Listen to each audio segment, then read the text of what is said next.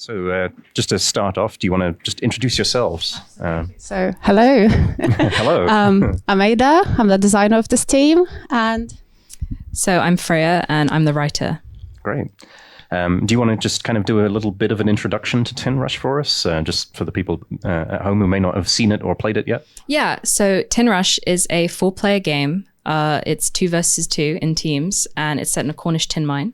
So you go down into the mine, kill these little knockers, these little folklore creatures, and collect their tin, and then deposit your tin onto your team's train, and whoever has the most tin at the end wins. Great. I see you've brought a little model with you. This was made by our wonderful artist, Dom. She got them 3D printed and then spent a long time sanding and painting them.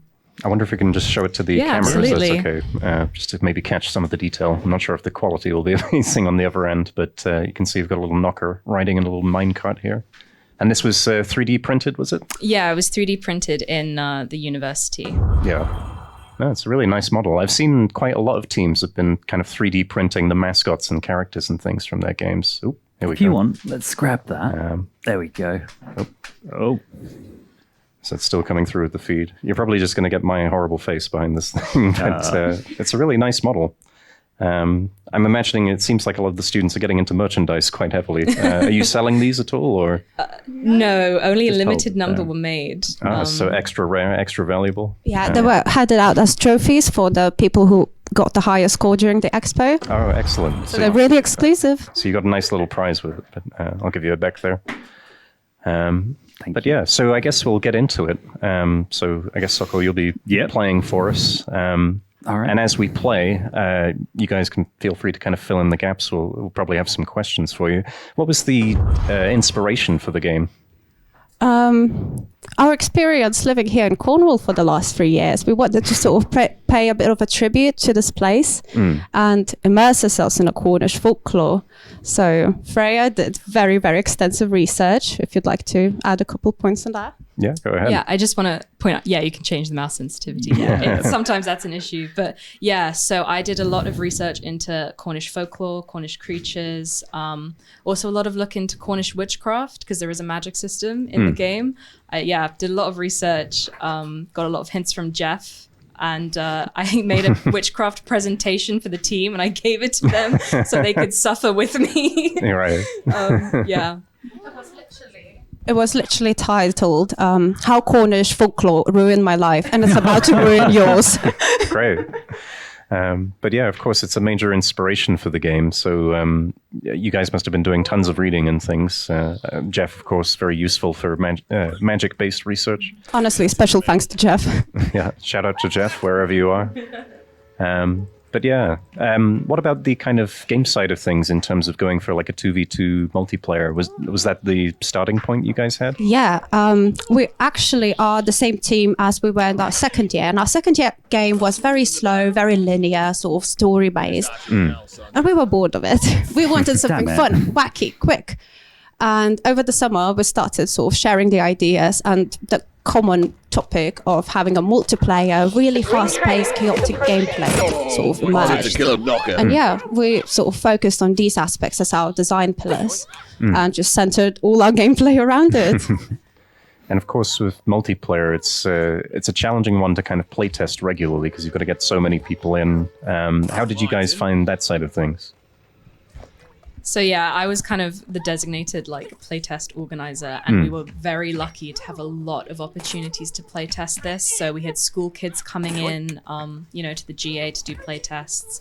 We were also very lucky to get an opportunity to show Tin Rush off at St. Piran's Day in the Princess Pavilion in Falmouth, which was a completely, vital playtesting moment because we had loads of small kind of children.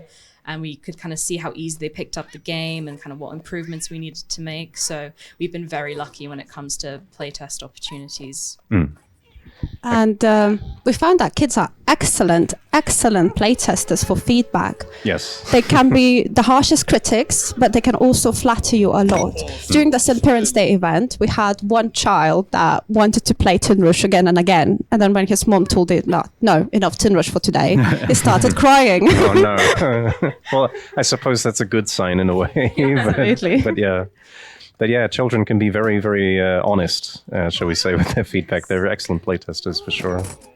How are you finding it, Sokol? I'm loving it. It's a very enjoyable experience. So I haven't really been showing off many of the features, such as combining spells. So you can combine water with fire to create steam and give yourself a smoke screen. Is that right? Yeah. Along with that, we still haven't seen the Beast of Bodmin, but those little creatures which you've seen me slaying and this train, do I have any tin with me? Yes, you do, but it's not your team's train, is it? Oh, no. Yeah, trying to get it in the enemy team's train. Enemy team's train. Whoops. Yeah, I didn't realize there was different trains, but that's only because I've only had 1 or 2 experiences with the game. He didn't notice me. Stealth. You're doing swish. You're doing very well. Your team seems to be in the lead. You've got more tin to deposit soon, as long as nobody. Oh, it looks like. And the Beast of Bodmin is here now, Yes. so he's at the bottom of the mine. Yeah, I'll jump over there after I... Oh, there we go. Sokol just destroying everybody. But yeah, the Beast of Bonman, I think, only hangs out round the bottom, right? Yeah, so he stays down the bottom, and he's kind of a bit of a mini boss, so he is quite high health, and he drops a very Oh, I large killed bit of someone tin at else the as end. well. Oh, that's Yeah, I think it's behind you, Sokol. Oh, okay. Oh, no. Oh, Yeah. no. Oh, okay. He Whoops. sneaks up on you, yeah. Yeah. But yeah, really fun that you've got kind of that PvE element as well inside of it. I think that's a really nice touch. Was there any other kind of inspiration? Because you've got knockers and Beasts of Bodmin. Was there anything else in Cornish folklore you didn't manage to implement, or that you wanted to kind of include in the game? So I think if we'd obviously had more time to develop, we would have probably added more kind of round bosses or randomized them a bit. So something like Beast of Bodmin, maybe it's something like Old Bloody Bones or something like that. Right. Yeah, to try and get as much folklore in as possible. And how big is the team that you're working with for this one? So we're a team of 11. Yeah, with I think how many artists and stuff? I believe 5 artists, 1 writer, 1 designer, 1 animator, 3 programmers. And I hope I didn't left anyone out. I think that's I'm everyone. so sorry. If I can add up the maths in my head, that's probably everyone. Yeah, We also had a very nice freelance Oh, I got a Cornish musician. pasty. Yeah, pasties give you health, like in real life, you know. Obviously. And I'm guessing some of the other players here on both Sokol's team and the enemy team are members of your team, is it? Or No, so they're actually students. Shout out to all this. Yeah, Ludophoria. Ah, right. It's and, Ludophoria on the other end. Yeah, thank you. We kind of approached them like, please help. We need people to play test our Yeah. game. So yeah, they're in the back. Right. And I've just stolen all of their tin. It looks like Sokol has a ridiculous amount of tin. Are you going to get it in? Well, Oh, no. Got it in. Oh, my God. I don't think I've ever seen anyone deposit that much tin. Is this the high score that you guys have seen, or? So funnily enough, during demo day, or not demo day, during the expo, Yeah. we had a bit of a competition. Some people won these. I think the highest we got Where was are something you going? ridiculous, like, Oh, I got was bounced. it 1,500? Oh. It was 2,500, Oh my and God. it happened because the Yay, I won. college people Do you coming want into to give it a play. go, Rory? I'm okay, thanks. The college people that came into play, they played a couple of rounds of Tin Rush Hmm. and then spent 10 solid minutes outside our booth just strategizing, just agreeing who's collecting the tin, then who's going to get killed so that they could collect the tin and deposit the tin. And that's how they got it. And Right. yeah, they won the higher score. Yeah, that's very impressive. I don't think I managed more than 700 when I was playing, so really impressive display there. I don't know what I got. So You were at 800 something, I think. It's the most I've seen on the game. So yeah. we don't call him Sweaty Sokol for nothing. Damn right, Andy. That was You quite know. a high score, to be fair. yeah, really good. You've clearly played a lot of shooters. A little Sokol. bit, yeah. But yeah. Is there anything about the project that you would do differently if you had to start all over again from scratch, do you think? Probably more research into who exactly the game is for. What exactly is our core audience? Because it's such a broad concept, really. It's just this little fun 5-minute round kind of game that you play in your free time. Kind of appeals more to children, but also really appeals to adults. And we really would like to nail it down a bit more who exactly we want to create for, and then obviously center the design around it as well. Yeah, it's always a tricky thing to begin with on a project because I feel like a lot of the student teams kind of like have a lot of ideas that they want to kind of get down and start making, but you've always got to think like, who is this actually for at the end of the day? But yeah, the playtesting sounded like it went pretty successfully. Is there anything you guys feel like you've really learnt from this project in particular, or? A lot about Cornish folklore. Yeah, So much, definitely. so much. And it's never going to leave my brain. Yeah, it's something that you don't really see a lot in games, just because Cornwall's kind of a smaller region of the UK. Definitely internationally, it's probably not as well known, maybe, but it's a really interesting choice for the mythology side of things. Yeah. That's what we kind of want to carry on doing in our projects, carrying on working together, just displaying folklore of lesser known cultures, as it's really quite meaningful, and it's good opportunity for world building. World building's basically done for you there. Yeah. And everyone's probably sick to death of seeing the same cultures. You see a lot of Norse mythology, for instance, in games all the time. Greek as well.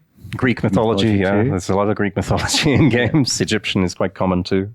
But yeah, it would be nice to see more of those kinds of more niche countries when there's just like quite a lot of richness to get out of research and putting it in front of people. We've got a little bit of time left, just a couple of minutes before we move on. Do you guys have any tips or advice for people who want to become game developers or anything like that? Yeah, that would be nice. Other than don't. Run away.